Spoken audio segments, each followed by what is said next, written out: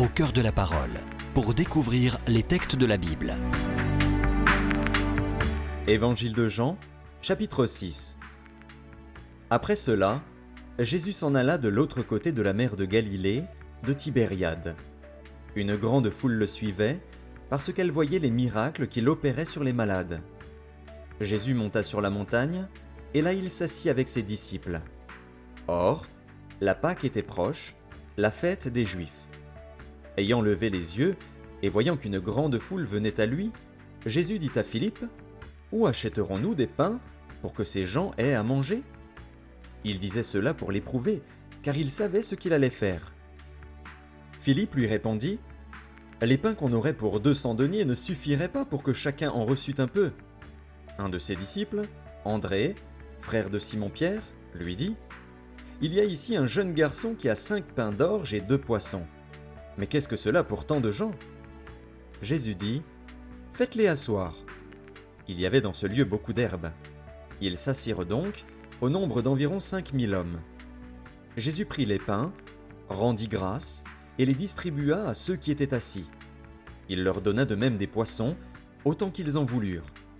Lorsqu'ils furent rassasiés, il dit à ses disciples : « Ramassez les morceaux qui restent, afin que rien ne se perde. » Ils les ramassèrent donc, et ils remplirent 12 paniers avec les morceaux qui restèrent des 5 pains d'orge, après que tous eurent mangé.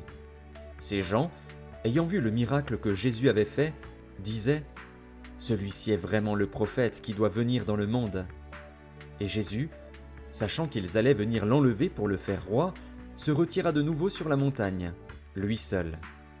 Quand le soir fut venu, ses disciples descendirent au bord de la mer. Étant montés dans une barque, ils traversaient la mer pour se rendre à Capernaüm. Il faisait déjà nuit, et Jésus ne les avait pas encore rejoints. Il soufflait un grand vent, et la mer était agitée. Après avoir ramé environ 25 ou 30 stades, ils virent Jésus marchant sur la mer et s'approchant de la barque. Et ils eurent peur. Mais Jésus leur dit : « C'est moi, n'ayez pas peur. » Ils voulaient donc le prendre dans la barque, et aussitôt la barque aborda au lieu où ils allaient. La foule qui était restée de l'autre côté de la mer avait remarqué qu'il ne se trouvait là qu'une seule barque, et que Jésus n'était pas monté dans cette barque avec ses disciples, mais qu'ils étaient partis seuls. Le lendemain, comme d'autres barques étaient arrivées de Tibériade près du lieu où ils avaient mangé le pain après que le Seigneur eut rendu grâce, les gens de la foule, ayant vu que ni Jésus ni ses disciples n'étaient là, montèrent eux-mêmes dans ces barques et allèrent à Capernaüm à la recherche de Jésus. Et l'ayant trouvé au-delà de la mer, ils lui dirent : « Rabbi, quand es-tu venu ici ?» Jésus leur répondit : « En vérité, je vous le dis, vous me cherchez, non parce que vous avez vu des miracles, mais parce que vous avez mangé des pains et que vous avez été rassasiés. Travaillez, non pour la nourriture qui périt, mais pour celle qui subsiste pour la vie éternelle, et que le Fils de l'homme vous donnera. Car c'est lui que le Père, que Dieu a marqué de son sceau. » Ils lui dirent : « Que devons-nous faire pour faire les œuvres de Dieu ?» Jésus leur répondit : « L'œuvre de Dieu, c'est que vous croyiez en celui qui l'a envoyé. » « Quel miracle fais-tu donc, lui dirent-ils, afin que nous le voyions et que nous croyions en toi ? Que fais-tu ? Nos pères ont mangé la manne dans le désert. Selon ce qui est écrit, il leur donna le pain du ciel à manger. » Jésus leur dit : « En vérité, je vous le dis, Moïse ne vous a pas donné le pain du ciel, mais mon Père vous donne le vrai pain du ciel. Car le pain de Dieu, c'est celui qui descend du ciel et qui donne la vie au monde. » Ils lui dirent : « Seigneur, donne-nous toujours ce pain. » Jésus leur dit : « Je suis le pain de vie. Celui qui vient à moi n'aura jamais faim, et celui qui croit en moi n'aura jamais soif. Mais, je vous l'ai dit, vous m'avez vu, et vous ne croyez point. Tous ceux que le Père me donne viendront à moi, et je ne mettrai pas dehors celui qui vient à moi. Car je suis descendu du ciel pour faire, non ma volonté, mais la volonté de celui qui m'a envoyé.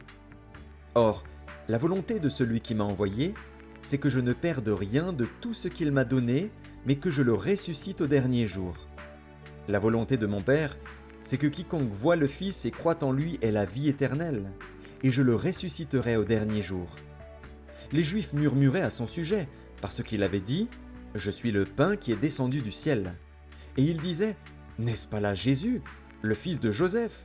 celui dont nous connaissons le Père et la Mère. Comment donc dit-il, je suis descendu du ciel ? Jésus leur répondit, ne murmurez pas entre vous. Nul ne peut venir à moi, si le Père qui m'a envoyé ne l'attire, et je le ressusciterai au dernier jour.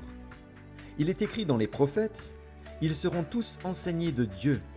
Ainsi quiconque a entendu le Père et a reçu son enseignement vient à moi. C'est que nul n'a vu le Père, sinon celui qui vient de Dieu. Celui-là a vu le Père. En vérité, je vous le dis, celui qui croit en moi a la vie éternelle. Je suis le pain de vie.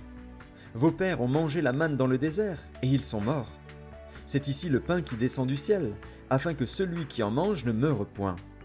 Je suis le pain vivant qui est descendu du ciel. Si quelqu'un mange de ce pain, il vivra éternellement. Et le pain que je donnerai, c'est ma chair, que je donnerai pour la vie du monde. Là-dessus, les Juifs disputaient entre eux, disant « Comment peut-il nous donner sa chair à manger ?» Jésus leur dit « En vérité, je vous le dis, si vous ne mangez la chair du Fils de l'homme, et si vous ne buvez son sang, vous n'avez point la vie en vous-même. Celui qui mange ma chair et qui boit mon sang a la vie éternelle, et je le ressusciterai au dernier jour.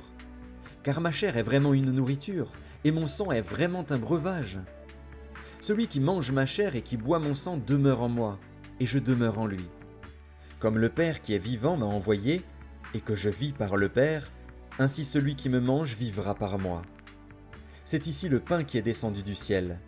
Il n'en est pas comme de vos pères qui ont mangé la manne et qui sont morts. Celui qui mange ce pain vivra éternellement. » Jésus dit ces choses dans la synagogue, enseignant à Capernaüm. Plusieurs de ses disciples, après l'avoir entendu, dirent « Cette parole est dure, qui peut l'écouter » Jésus, sachant en lui-même que ses disciples murmuraient à ce sujet, leur dit « Cela vous scandalise-t-il ? Et si vous voyez le Fils de l'homme monter où il était auparavant ? C'est l'Esprit qui vivifie. La chair ne sert de rien. Les paroles que je vous ai dites sont esprit et vie. Mais il en est parmi vous quelques-uns qui ne croient point. » Car Jésus savait dès le commencement qui étaient ceux qui ne croyaient point et qui était celui qui le livrerait. Et il ajouta, « C'est pourquoi je vous ai dit que nul ne peut venir à moi si cela ne lui a été donné par le Père. » Dès ce moment, plusieurs de ses disciples se retirèrent et ils n'allaient plus avec lui. Jésus donc dit aux 12, « Et vous, ne voulez-vous pas aussi vous en aller ?» Simon-Pierre lui répondit, « Seigneur, à qui irions-nous ? Tu as les paroles de la vie éternelle. Et nous avons cru et nous avons connu que tu es le Christ, le Saint de Dieu. » Jésus leur répondit, « N'est-ce pas moi qui vous ai choisis, vous les 12 ? Et l'un de vous est un démon. » Il parlait de Judas Iscariote, fils de Simon, car c'était lui qui devait le livrer, lui, l'un des 12.